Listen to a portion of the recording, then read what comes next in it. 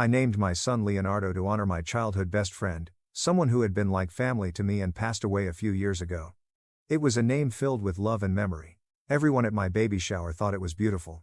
Everyone, except my sister, Casey. The moment she heard the name, she stood up and slammed her hands on the table. She started yelling that Leonardo was her baby name. She said she'd loved Leonardo DiCaprio her entire life, and had always planned to name her son after him. The problem was, she wasn't pregnant. She wasn't even in a relationship. We tried to calm her down, explaining that names aren't owned by anyone. She stormed out, shouting that we'd betrayed her and that she'd see us in court. For months, we heard nothing. Then I went into labor. While I was in the delivery room, exhausted and in pain, Casey burst in holding a teddy bear and shouting that she was pregnant too. Nurses and family stared at her in shock. Security removed her as she screamed about fairness and destiny. An hour later, while I was holding my newborn son, a nurse returned looking uncomfortable. There was a problem with the paperwork. According to the hospital system, my baby's name had been changed. Casey had tried to officially rename my child while I was in active labor. The hospital fixed it immediately, but the message was clear: she wasn't done. The next morning, I got a call saying Casey had collapsed. She'd spent the entire night driving to courthouses across the state, trying to legally claim the name Leonardo. She hadn't eaten or slept. She suffered heat stroke and miscarried.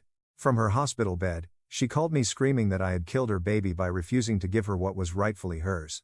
3 weeks later, Child Protective Services called. We were being investigated for abuse and neglect.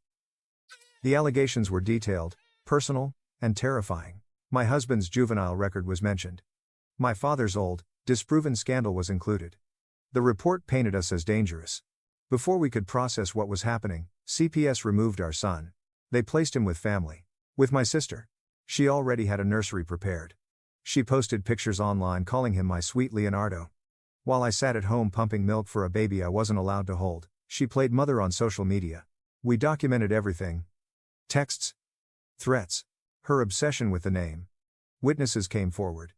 Evidence showed she had planned this for months, studying custody laws, rehearsing CPS reports, even getting pregnant on purpose to strengthen her claim. At the custody hearing, the truth finally surfaced. She admitted she believed Leonardo was meant to be hers. She admitted she planned to keep him. The court revoked emergency custody immediately. 5 months after he was taken, my son came home. That night, Casey stood barefoot in the rain outside our house, clutching a photo of Leonardo DiCaprio, whispering, "He was supposed to be mine."